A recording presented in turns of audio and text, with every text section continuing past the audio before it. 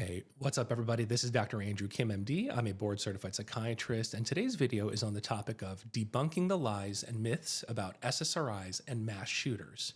Now, as a trigger warning, we aren't going to be talking about the graphic details about mass shootings in the United States, but we are going to be talking about the statistics of the use or lack of use of SSRIs by mass shooters in recent history in the United States. The reason that I'm talking about this topic is that, unfortunately, every few years after a series of mass shootings and tragedies, you get a flurry of so called experts who make their rounds on mainstream media, on social media platforms, writing articles in the media about how SSRIs or antidepressants are potentially the cause and the driver of mass shootings in America. And we've had a series of recent folks going on the media and social media making very bold claims. I quote, that of all the teenage mass shooters in the United States in recent history, that 100% of them were on SSRIs at the time of these mass shootings, almost trying to infer and conclude that psychiatric meds themselves are the causality of violence and the causality of mass shootings. And I think that's a horrible thing to be saying because their agenda is to increase their relevance for 15 minutes. It's sad that this is what they have to do to remain relevant. This is what they do to pander to their base, to increase their social media followings, to write books, to charge more guest speaking fees, to just go on the conspiracy theory circuit of talking and speaking gigs. But I'm going to say right now, I want you to use your own mind, and I'm going to show you this is not my opinion, this is fact.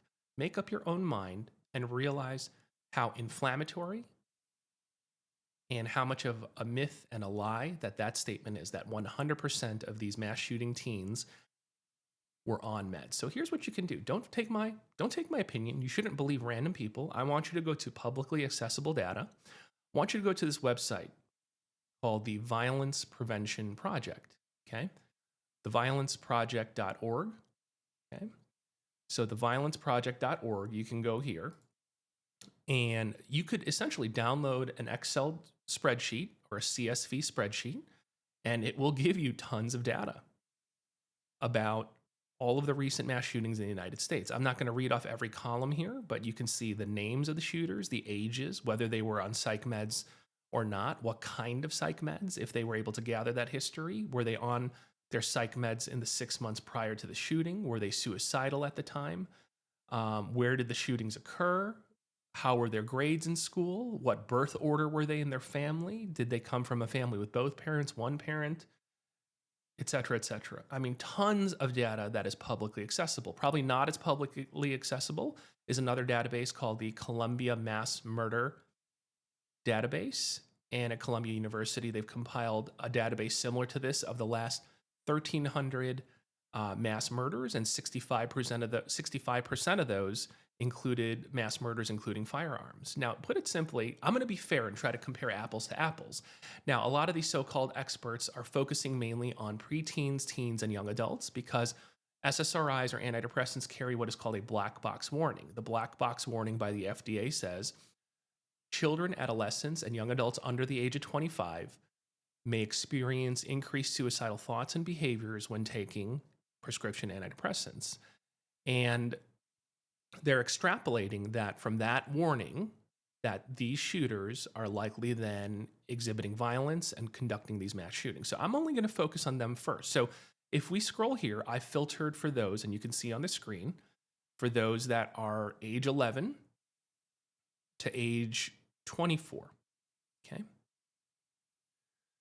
And if you can look with your eyeballs here in column G and column I, if they were on psych meds and were they on treatment 6 months prior to the shooting, you can see already just scanning your eyeballs that it's not going to be anywhere near 100%. Okay? I'm going to spare your eyeballs, but you can go download this. But here is the conclusion, okay? Basically, 39 of 57 of those were not on SSRIs. 39 out of 57. Okay? Nowhere near the 90 to 100% claim that 90 to 100% of these teenagers who are shooters were on SSRIs at the time of the shooting. It is ridiculous. You can go look at this data yourself. Now, let's broaden it, okay, to a broader claim. Let's not just focus on teenagers and kids and young adults. Let's broaden the search to those who are age 72. So, all the adults who have conducted mass shootings in the United States. 81% of the 100-something mass shooters were not on psychiatric meds at the time of their shooting or were not even in treatment within the 6 months leading up to the shootings. 81%. Okay. So I'm sorry, all of those claims that you're hearing on these media tours by these so-called experts that 90 to 100% of shooters in US history in recent past have all been on antidepressants and inferring that antidepressants are the cause. This is for their selfish gain. This is to stay relevant, to cause a buzz, for clickbait, to sell their books, to get more speaking gigs. And I'm sorry, the tragedy to that is they divert attention from trying to better understand mass shootings. And they also create stigma and fear and reluctance for those who might be seeking treatment from mental health professionals. Unfortunately, in this day and age, we learn about things and gain information in 10 to 30-second snippets on Instagram, TikTok, X, YouTube Shorts. So I hope that you spent literally these 7 minutes with me as an exercise to demonstrate that you need to go out and seek information for yourself. I'm not a defender of these SSRIs by any means. For those of you who have followed my YouTube channel, you know that I believe that the field of psychiatry needs a rude awakening. We need to probably burn down the DSM and how we operate. I think medications in psych are overprescribed, overutilized. We're too oftentimes treating the human experience and symptoms versus syndromes. I even think that SSRIs really should only be relegated to very severe cases of depression and anxiety, and that therapy should be first.